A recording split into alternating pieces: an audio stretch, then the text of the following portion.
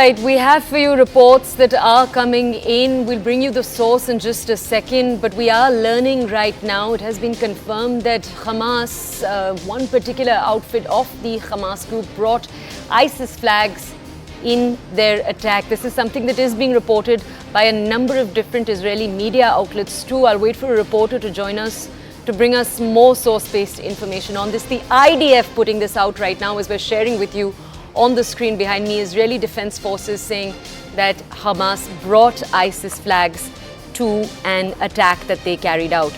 We'll bring you more context on this. Israeli media has been reporting this for a few hours now. I'll wait for a reporter to join us in just a second to bring us more context on this. The Times of Israel had carried this exact piece of news a few hours ago. In their report of this, they'd said that a Telegram channel first spotted footage from a kibbutz in which a massacre took place on Saturday morning. And it's in that visual that soldiers found a flag of the Islamic State. We're showing you on the screen behind me and on the screen on your left side visuals of that tweet put out by the IDF, in which they are stating that an Islamic State flag was found. This is, again, according to Israeli media, but we'll wait for reporters to join us to confirm where this was. Israeli media is reporting that pictures of the flags were found in a particular assault on a kibbutz. Remember, kibbutzes are agricultural villages. These were agricultural villages that were attacked early on Saturday morning that are on the borders of the Gaza Strip. Now, this particular visual reportedly came in from the kibbutz Sufa, but again, we'll wait for reporters to join us to confirm these details.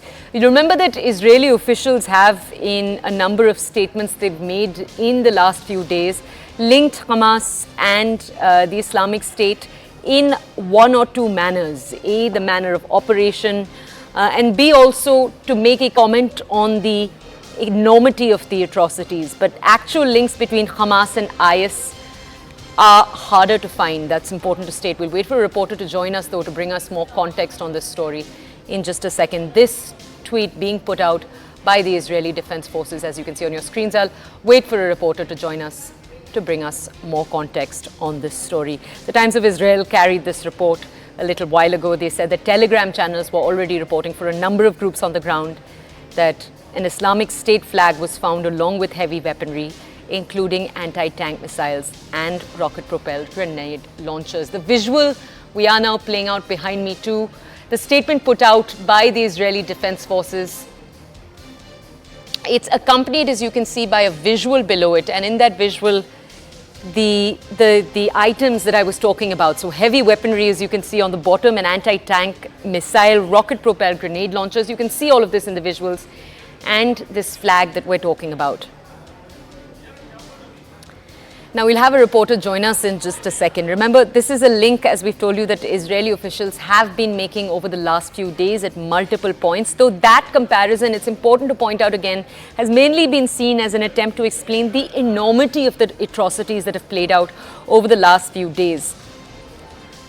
Actual links between Hamas, which is an outfit based out of the Gaza Strip, and the Islamic State are harder to find. Now, the visual behind me, as you can see, this is the flag that we are talking about right now, right in the forefront of the screen.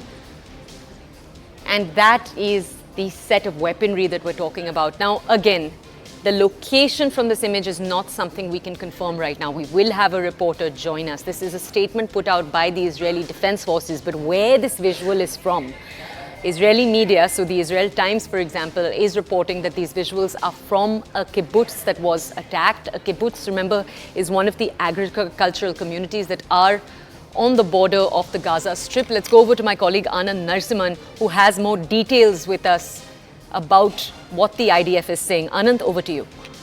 Well, this throws a whole new dimension to the entire issue altogether. If ISIS flags have been brought there, and if this is what the IDF is confirming, then that means that there is a thought continuum which is totally fundamentalist and embedded in hate, and that anybody who is of any other faith needs to be dispensed away with. And that's the kind of hate that's been seen on display, where the Israel authorities, their own prime minister and the IDF has claimed that innocents have been butchered. This was a war supposed to be a fight amongst equals, but in this case, young babies, women have been torched, they've been slaughtered, and there are gory visuals which will haunt people and haunt humanity for a long, long time of the kind of savagery that was unleashed. And if it was inspired by this kind of an ideal, then clearly there should be no deterrent for the world to declare the Hamas a terrorist outfit, and anybody who's trying to give them cover fire or trying to justify has to come now will now be seen as somebody that is patronizing ISIS, and that's what it stands out. If the idea make this claim, it actually throws open a whole new dimension to this entire conflict and this entire war. And it actually ratifies Israel's claims that the Hamas are worse than the ISIS, and that there are clear underpinnings of ISIS-driven ideology here. And if that's the case, then closer home also, Toya, and to our viewers, there are dimensions of those who are standing. They need to draw a clear line between terrorists and also those who are claiming or fighting for a separate state of Palestine. And that's where the Prime Minister is also saying, Prime Minister Narendra Modi also drawing the line that this is outright terror and these are terror outfits and this is an act of terror. An act of terror can never be condoned. It has to be condemned, and we stand with Israel.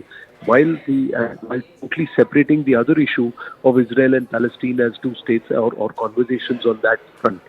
This is an ISIS-driven ideology, if that's what's manifest, and if this is true. And the IDF has confirmed this with proof that some of the Hamas soldiers or Hamas terrorists who have been neutralized, they have now been seen with ISIS flags. And that's the ideology, that's the kind of hate that's driven them to commit an act of barbarism and savagery. Anand, thank you for that context. We have Major General S.P. Sinha who's with us right now on the phone. Sir, thank you for joining us this afternoon on CNN News 18. Sir, these are initially reports, as we were telling our audiences, that were being reported by Israeli media for more than 12 hours now. Now the IDF, the Israeli Defense Forces, have put out a tweet in which they seem to be confirming this news with a photo, again, seemingly of an Islamic State flag on the body of the Times of Israel is reporting a terrorist that was killed at Kibbutz Sufa. How do you read this, sir? You see, Hamas, I think, is the more obnoxious face of ISIS. And look at this Hamas jihadis. You know, the type of brutality they have unleashed in Israel is absolutely amazing. You see, they have beheaded 40 young children. 40. Can you imagine? They have put those certain small children in the cages, and out of sheer curiosity, those children are so small, they are trying to look towards with curiosity what is happening. So these people are laughing at those children. How can you put children into cages? They had with dead body of a female. I think she belongs to some other country. And how can you treat dead body with such contempt and such hatred? There is a Geneva Convention, Vienna Convention, Montreal Declaration, which clearly defines that if you ill-treat the dead body, if you disrespect dead body, it amounts to war crime. It amounts to war crime. So these Hamas people, jihadis, are criminals. They are war criminals. They need to be sorted out militarily, physically, and also at United Nations. This issue needs to be raised. The videos which were available in the domain, public domain, those needs to be shown to the United UNSC group and the President of United Nations. General, look at that. General, thank you for providing us with that context. I want to now take our audiences to the ground. On the ground, we have with us our colleague Abhishek Jha. He's with us live from Tel Aviv. In this moment, he's been providing us with live updates through the day today. Abhishek, this afternoon, can you tell us, question number one, what is the status of the Israeli military plan here? For the last few days, we've been telling our audiences that a land invasion is imminent for the Gaza Strip. What's taking place there? Well, the plan has been to flush out all the militants first who had invaded Israeli territory in the southern part, and most of them they have been either neutralized, detained, or driven away to the other side, that is on the side of Gaza. After that, there are multiple airstrikes that has happened over the last 4 days, which has uh, killed several hundreds of people associated with Hamas, including senior leaders, their religious clerics, or people who had been, supporting Hamas. That is something has been very, a major offensive that the Israeli side had launched. Now the only concern has been how to evacuate or safely bring back all the nationals, foreign nationals, or Israeli nationals who have been taken hostage by the Hamas in Gaza. We have seen the kind of atrocities that they have committed. We have seen the kind of inhuman conditions they have kept those hostages in. There are videos, there are news coming in, and like our guest was saying, it had been a horrible crime that amounts, even if we consider Hamas a party to this whole situation, it would amount to be a war crime, and they need to be punished either way.